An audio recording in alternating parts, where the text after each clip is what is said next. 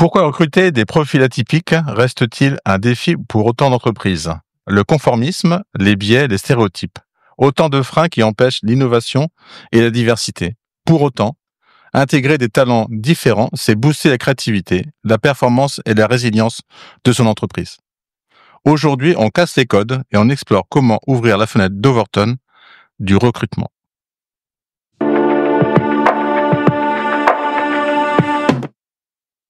Bienvenue dans Cartes sur table, le podcast qui explore les pratiques innovantes pour les dirigeants et les recruteurs.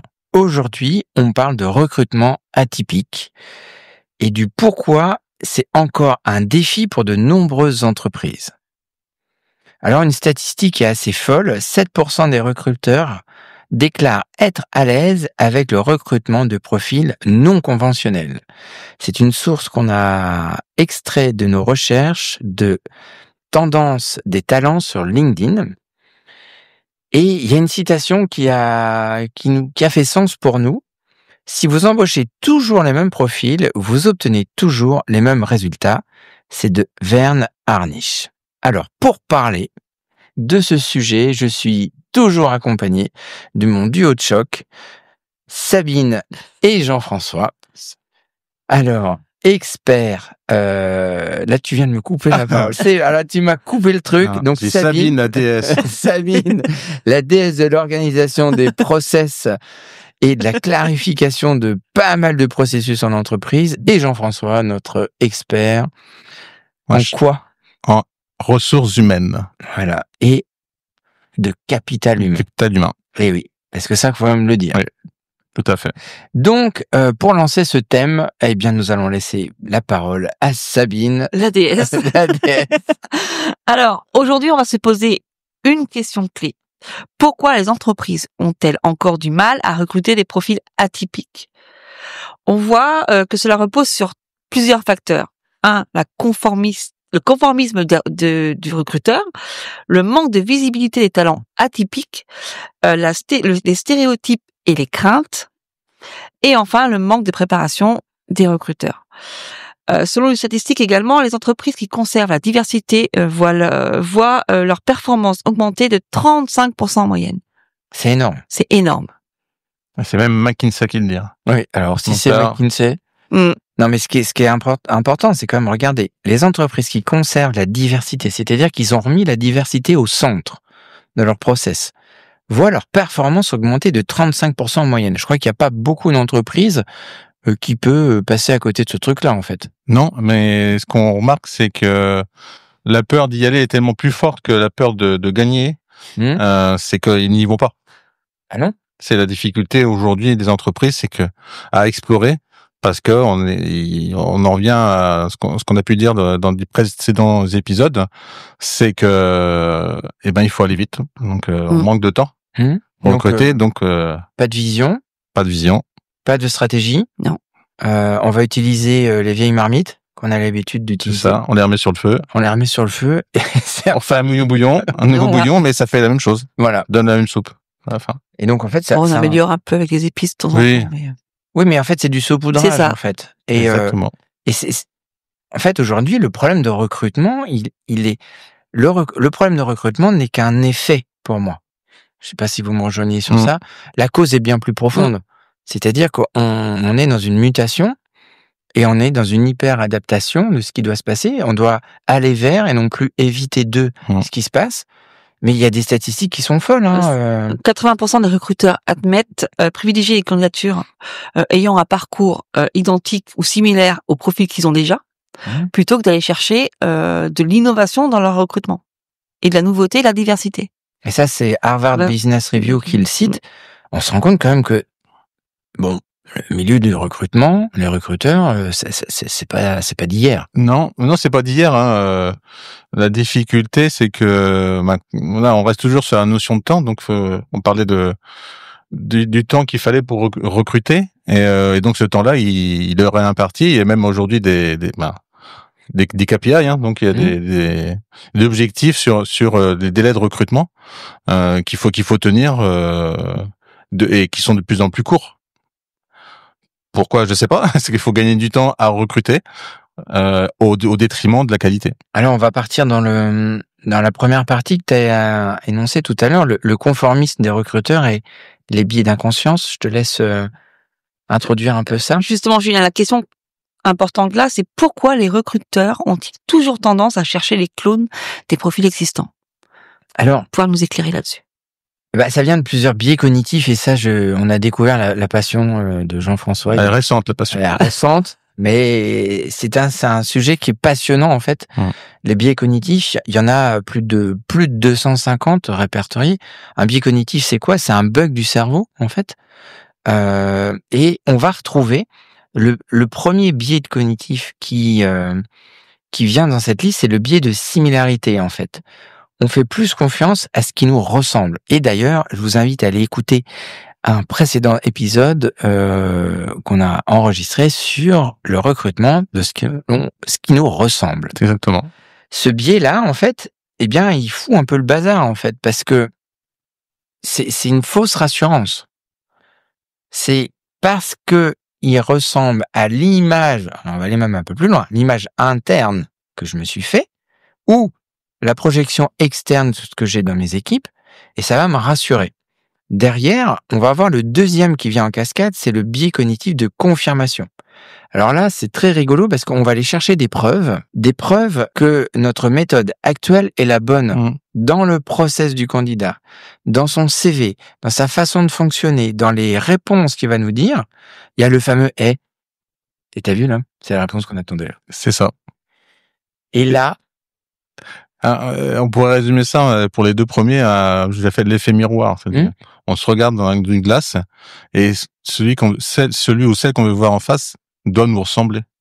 Ça s'appelle l'effet miroir et ça, moi je l'ai vécu très régulièrement pendant toute ma carrière en RH et en tant que recruteur. On veut vraiment, que la personne nous ressemble. En pensant qu'elle est différente parce que c'est une autre personne, c'est pas nous. Mais inconsciemment, on se rapproche de cette personne-là parce qu'elle nous ressemble. Et puis le dernier, c'est pas vraiment un biais cognitif, mais c'est quand même une tendance qu'on a. C'est le syndrome du mouton à 5 pattes. Le pauvre mouton. Le pauvre mouton. On veut un candidat parfait, on veut un candidat avec un parcours conventionnel, on veut un candidat qui coche toutes les cases et même celles qu'on n'a pas énoncées. Puis la 5e patte, elle sert à se gratter la tête. C'est ça. Et c'est quand même super complexe parce que on est dans l'irréel là.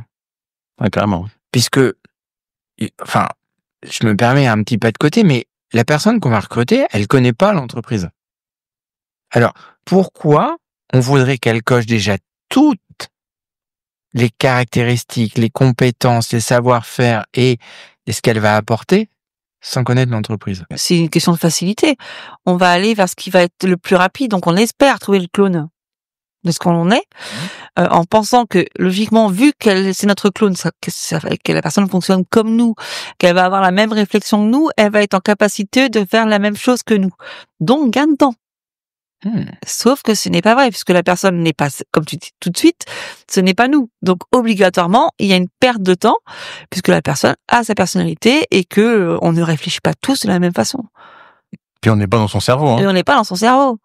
Et puis, il y a ce qui est dit à l'entretien et ce qui est la réalité du terrain. Ce qui est quand même assez impressionnant, parce que là, on parle un petit peu de psychologie avec les biais cognitifs, c'est que on a eu beaucoup de concepts psychologiques liés au recrutement, mais alors, très peu ont pris en cause les bugs du cerveau.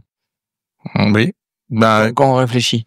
Parce que là, on a un peu l'impression en ce moment-là, sur les derniers mois, sur les réseaux, de découvrir tous ces biais cognitifs-là. Après, il y a apparu la santé mentale. Je pense que il y a eu plusieurs effets et c'est vrai qu'aujourd'hui, on se pose peut-être plus de questions sur, je vais mettre des guillemets, existentielles, c'est-à-dire comment on fonctionne.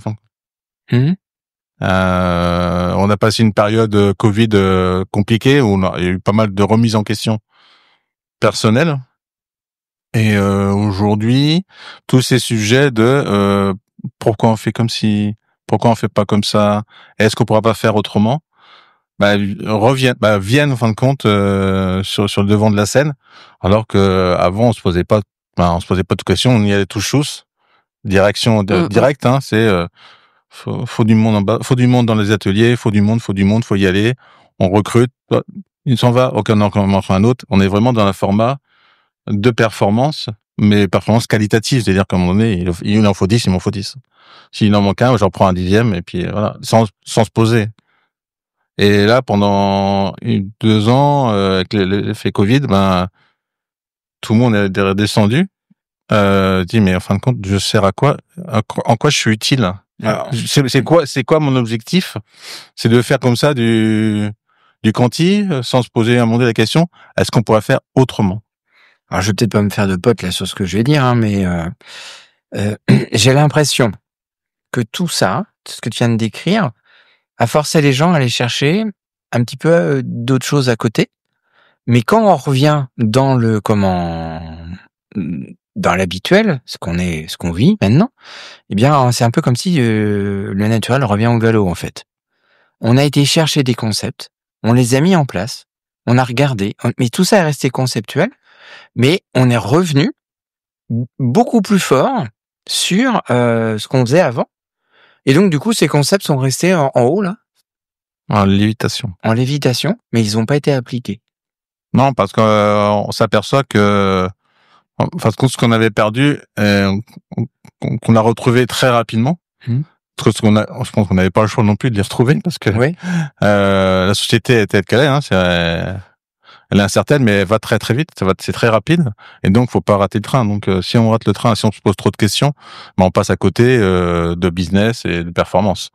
Et ces concepts qui, à un moment donné, on avait le temps de les appréhender, mais très très rapidement, on les oublie et on se rassure avec ce qu'on connaît déjà.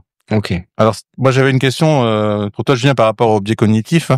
C'est voilà, on a cité quelques-uns.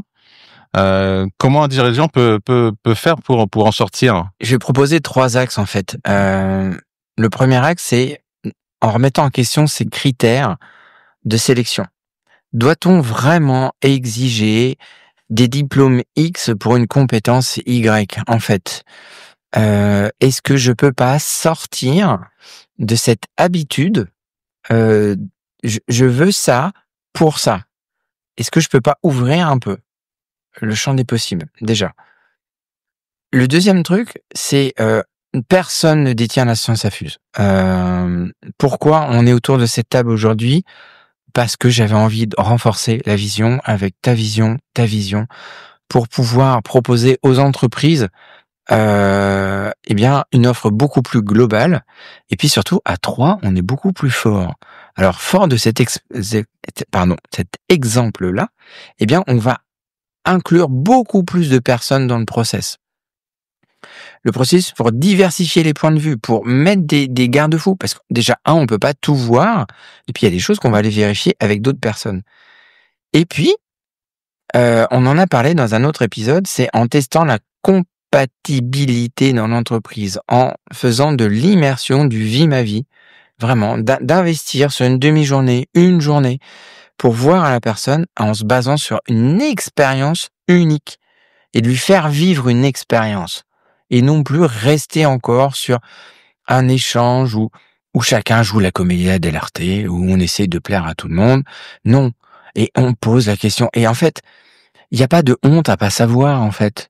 Il n'y a pas de parler de, tiens, j'ai un dossier, Jean-François, là, tiens, t'en penses quoi? Tiens, tu ferais comment? Et on va vérifier, en fait. Mais on vient pas vérifier pour vérifier et sanctionner. On va voir si on peut faire un bout de chemin ensemble. Et je dis bien, je lance une perche, là, un bout de chemin ensemble.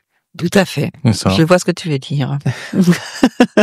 Alors après, c'est vrai que après ce conformisme des recruteurs, ce qu'on pourrait mettre en avant par rapport à la difficulté à recruter des profils atypiques, c'est le manque de visibilité de ces profils, hein, de ces talents.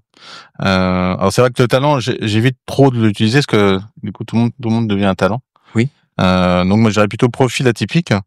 Et je commence par une statistique, 70% des candidats atypiques ne postulent pas aux offres d'emploi classiques car ils pensent ne pas correspondre aux critères affichés. Et ça, c'est une source de rapport mondial sur LinkedIn.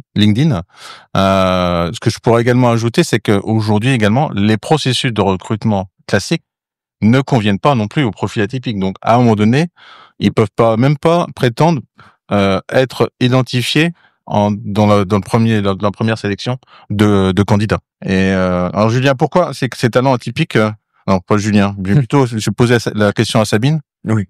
Parce que faut qu'elle parle un peu. Sabine aussi quand même. Hein, elle pense qu'elle a plein de choses à dire. Sabine, on est avec toi là. C'est pas un biais cognitif. Non, j'y avais pensé. Sabine, pourquoi les talents atypiques restent-ils invisibles dans les process classiques aujourd'hui? Alors déjà, d'une part, parce que je pense qu'on n'a pas changé non plus la méthode même de mettre une annonce ou de réfléchir à comment on amène l'annonce pour l'ouvrir à la diversité et au profil atypique. Et il y a cette histoire, effectivement, au niveau informatique et au niveau Internet, tout ça, il y a l'algorithme des plateformes favorise l'expérience traditionnelle. Donc, on va aller chercher des mots-clés dans le CV qui sont en lien avec l'annonce. Donc, obligatoirement, même s'il n'y a pas les mots-clés ou s'il y a enfin, ça reste très superficiel au niveau de l'identification des profils atypiques. C'est subjectif. C'est subjectif, quand du coup, voilà. Et la description des postes sont souvent trop rigides et exclusives à celles qui ont un parcours non conventionnel. C'est-à-dire que d'office, ces personnes qui n'ont pas un parcours classique, je dis bien entre parenthèses ou entre guillemets, ne vont pas forcément être vues aujourd'hui. Et même moi, dans mon côté recruteuse, bon après j'étais vraiment dans la diversité, donc obligatoirement j'avais cet œil, mais je suis passée du mode, on va dire recrutement classique au mode diversité, et j'ai vu la différence. C'est-à-dire que d'un côté, on mettait tout de suite des CV qui rentraient pas dans les cases, donc il n'y avait pas ces mots-clés sur les compétences, sur l'expérience, je les mettais de côté. Les CV, comme on dit, à trous, on les mettait de côté. Si on parlait de diversité, c'était de côté sur d'autres domaines. Aujourd'hui, moi, avec mon œil aujourd'hui, où j'ai travaillé dans la diversité, dans l'inclusion pendant plus de 3 ans, c'était pour moi une richesse, ces CV-là. Pas tous, bien sûr, parce que tout le monde n'a pas la même capacité à avoir tous les postes possibles, mais j'ai effectivement eu la chance de pouvoir rencontrer des candidats qui étaient mis de côté et qui avaient pourtant tout pour y arriver. Pour des situations de handicap, de mobilité, d'expérience ou même d'études. Comment tu penses alors qu'on peut les attirer et que les dirigeants et les recruteurs puissent les identifier? Alors les attirer, je pense que c'est pas forcément un problème, mais je pense que c'est dans l'annonce même, dans la rédaction même de l'offre ou de l'identité de l'entreprise qu'il faut ouvrir un maximum la possibilité.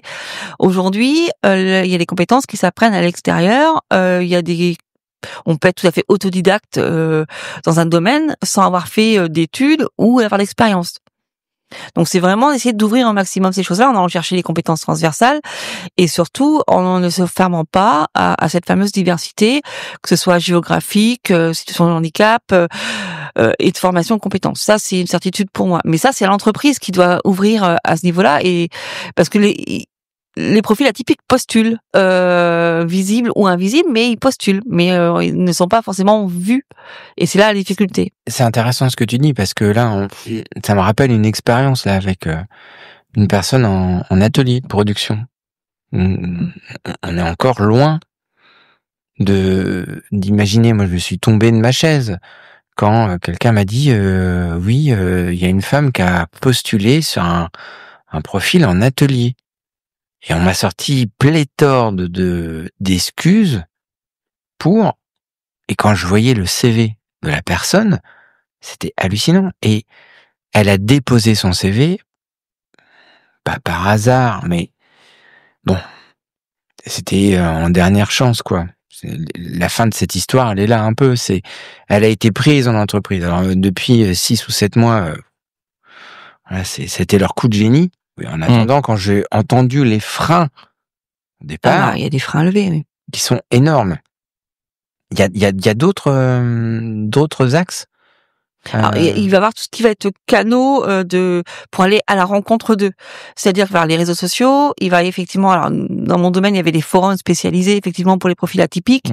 il y a quand même des organismes aussi qui accompagnent tout ce qui est profil atypique, et il faut se rapprocher d'eux. Les entreprises doivent s'ouvrir à ça aussi, de se dire il n'y a pas que le chemin classique, on pose une annonce où on rencontre France Travail, bien que France Travail travaille aussi avec des profils atypiques, donc ça peut être effectivement un bon lien, mais effectivement c'est d'aller leur parler directement. Ils sont aux réseaux sociaux comme comme toute personne, donc on y va, il faut arrêter d'avoir peur et utiliser ce qui existe aujourd'hui, valoriser effectivement tout ce qui est soft skills, communication, adaptabilité, esprit critique. Il y a plein de choses qui sont à mettre en place, qui sont encore à étudier, et puis à trouver la bonne organisation au sein des structures d'entreprise. Et c'est vrai que quand on entend profil atypique, c'est large. C'est large, je veux dire.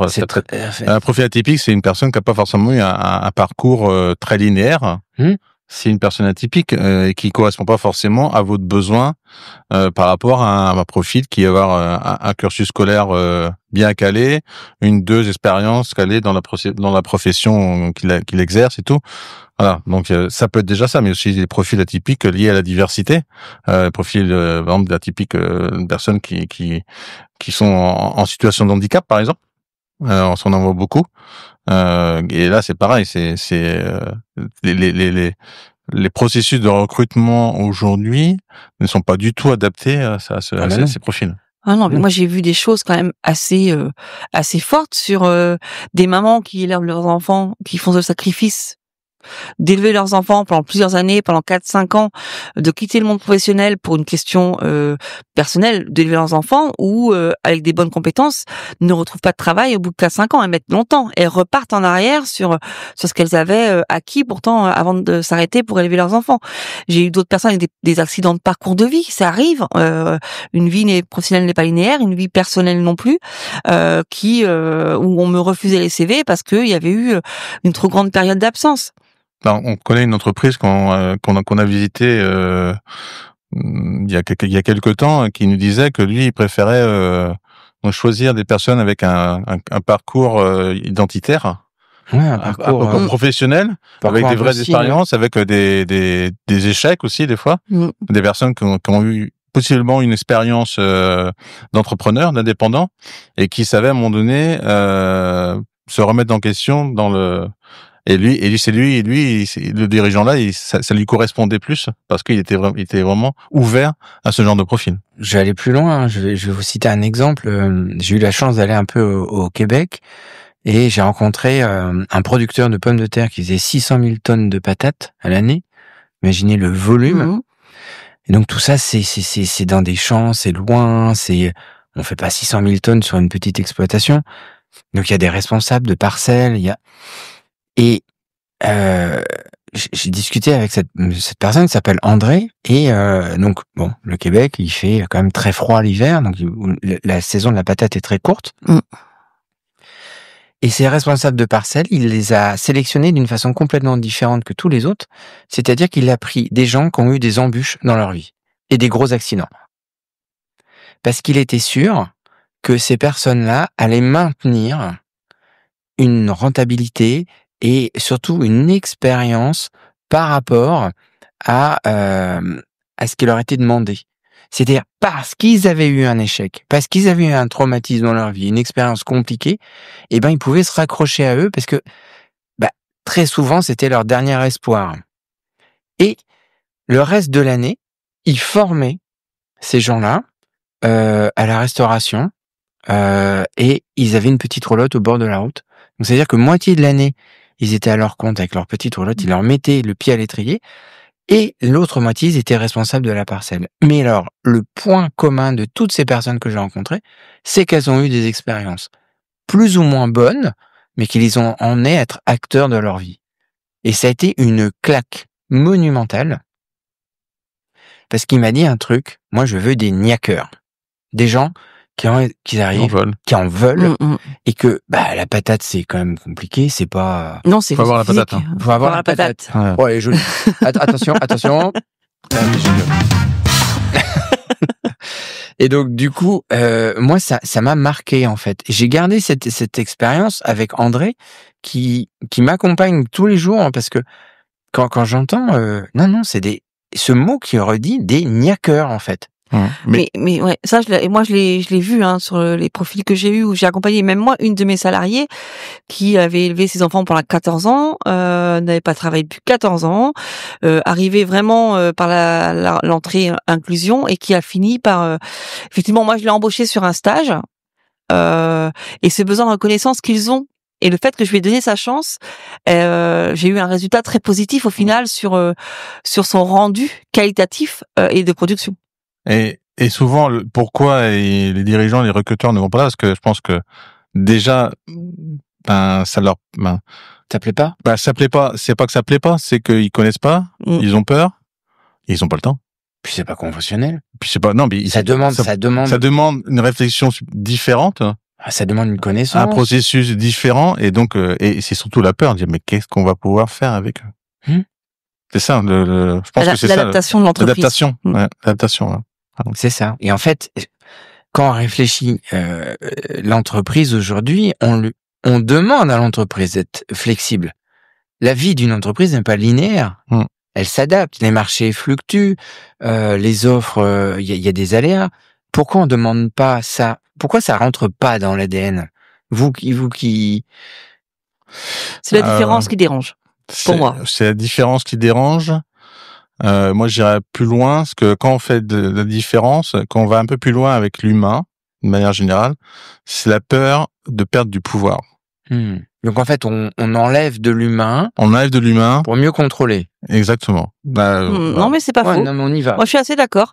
Je suis assez d'accord là-dessus. Et pour revenir sur les biais cognitifs, on est très clairement sur le 8 et 2, de se confronter à soi-même aussi, à ce que j'ai eu, même moi, je pense, cette façon de penser où non mais on va pas s'embêter, voilà, la peur d'être confronté à une image de personne qui a eu un parcours assez atypique et qui peut avoir ce côté social dérange très clairement.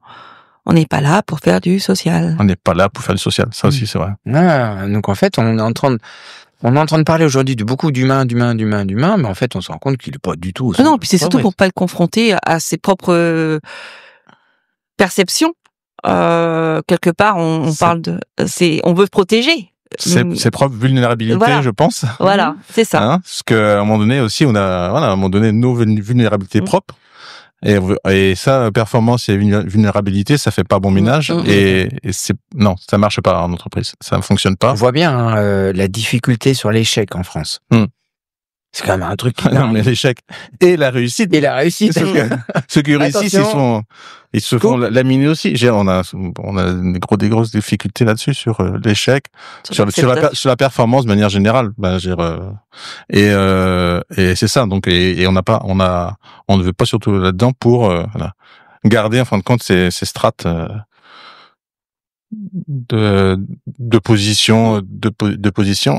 Là, on veut se donner. On est là. Il y a un décalage. Je vais pas faire forcément que des amis. J'ai un décalage entre l'intention qu'on veut donner, l'intention, et l'incarnation. C'est vrai que je le répète assez régulièrement, mais c'est flagrant.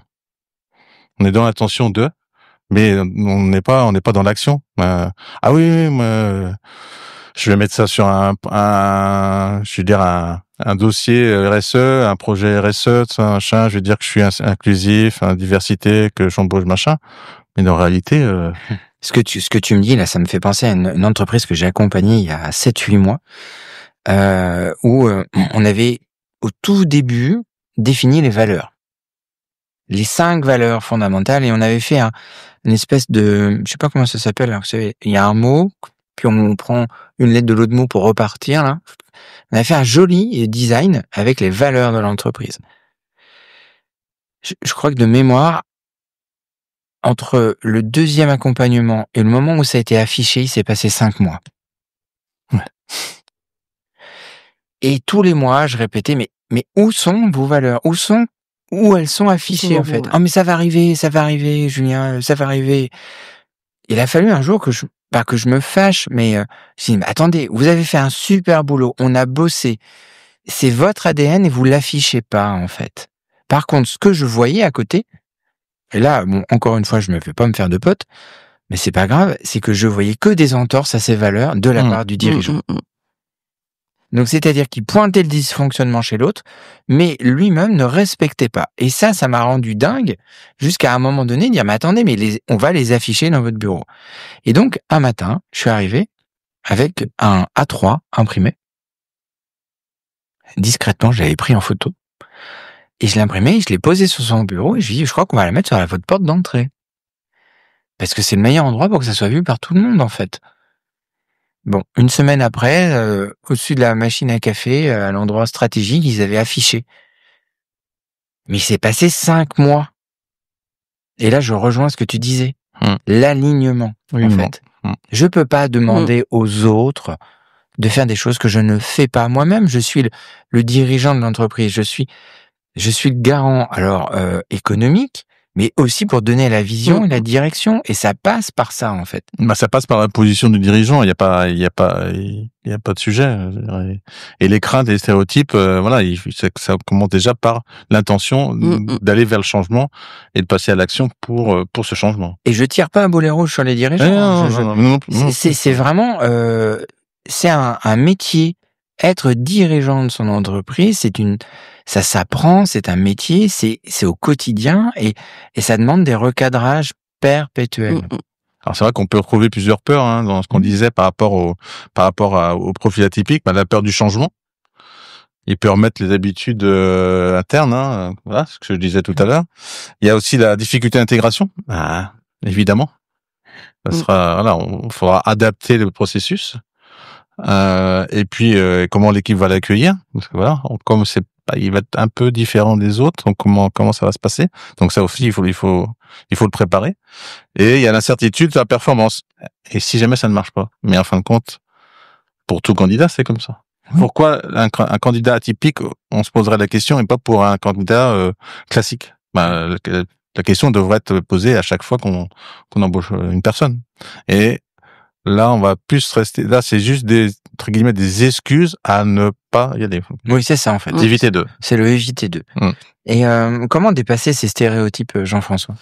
Déjà, faut passer par de la formation. Passer la formation auprès des recruteurs, des managers, pour identifier le potentiel et pas l'expérience passée. C'est vraiment qu'est-ce qui peut m'apporter de plus et de différent par rapport à ce que j'ai déjà dans l'entreprise, dans mon équipe. C'est favoriser les tests de mise en situation, ce qu'on disait tout à l'heure également. C'est vraiment adapter et mettre un processus qui permet au profil atypique de pouvoir qui sort du standard, pouvoir répondre à des entretiens et qui leur correspondent, et pas à des entretiens standards où finalement ils vont passer à côté. Ils vont répondre à côté. Et donc, du coup, ils vont pas cocher les cases qu'on attend qu'elles soient posées. Donc, il y a une phrase de Mark Zuckerberg qui est assez inspirante, c'est le risque, c'est de ne pas prendre le risque. Et je pense qu'aujourd'hui en entreprise, c'est souvent le cas. C'est souvent le cas. Oui, c'est comme l'inconnu qui fait peur, c'est pareil. Préfère ne pas se mouiller que dire j'ai essayé et j'ai échoué. Alors que c'est juste une expérience supplémentaire, mais non, on prend pas le risque. Alors Sabine, notre déesse de l'organisation, de la visualisation graphique sur LinkedIn, et avec toutes tes compétences, est-ce que tu aurais une petite synthèse de questions pour les dirigeants qui nous écoutent, pour leur permettre un petit peu de contrecarrer tout ce qu'on a vu dans cet épisode très riche? Alors oui, j'en ai 5. Après, adaptable ou pas, mais en fonction de l'entreprise, normalement ça passe. Les critères de recrutement sont-ils toujours rigides? Est-ce que je reste toujours sur la même ligne droite? Est-ce que je peux effectivement prendre un pas de côté pour ouvrir le poste ou la candidature? Est-ce qu'ils sont toujours ou trop? La question c'est, est-ce que... Toujours et trop, je dirais, les deux. Ouais. Et j'en ai totalement conscience, puisque moi-même, à la base, j'étais assez fermée sur les annonces que je pouvais mettre. Donc, je suis la première concernée à une époque. Moi, plus maintenant, parce que j'ai travaillé différemment, mais... Donc voilà, la deuxième question, c'est, ai-je des biais inconscients qui me poussent à recruter des profils similaires? Je pense que là, beaucoup auront la réponse. Comment puis-je me rendre mes offres plus attractives pour les profils atypiques? ai-je mis en place des outils pour identifier et valoriser les soft skills? Et la dernière, quelle est ma tolérance au risque et au changement dans les recrutements? Et celle-ci, je pense que ce serait même limite la première qu'il faudrait mettre. De se remettre en question et de remettre son processus après en question. Et ça me fait penser à une personne qu'on a écouté lors de nos passages à Cher Technologie. C'est donc Joël Catelan, DRH de la société Full, qui, eux, ont osé et qui ont mis en place un processus de recrutement spécifique pour les neuroatypiques. D'accord. Donc ils sont encore plus loin que de ce dont on parle. On parle vraiment de profils atypiques sans forcément aller aller vers les neuroatypiques. Et donc c'est vrai, moi je voulais souligner le fait d'oser. Et c'est ça. Et je citerai une citation de Nelson Mandela. Je dirais, soit on gagne, soit on apprend. On ne perd jamais. Soit on gagne, soit on apprend. Et je pense que c'est en faisant qu'on avance également. Donc j'invite vraiment les personnes qui nous écoutent à regarder un peu ce que fait que cette entreprise Full là. Et parce qu'ils doivent communiquer, je pense, dessus. Oui, Joël Catelan, sur LinkedIn, vous la trouvez.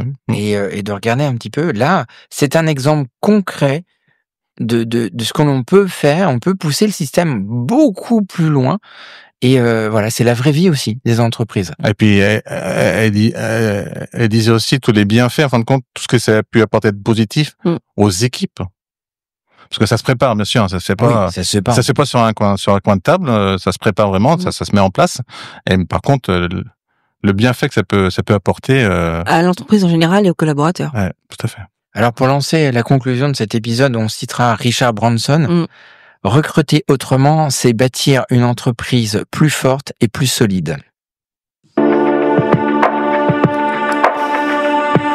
Alors, pour introduire cette conclusion, on partira sur une dernière statistique. Les entreprises qui diversifient leur recrutement sont 45 fois plus innovantes et 36% plus résilientes face aux crises. Et c'est une source de McKinsey.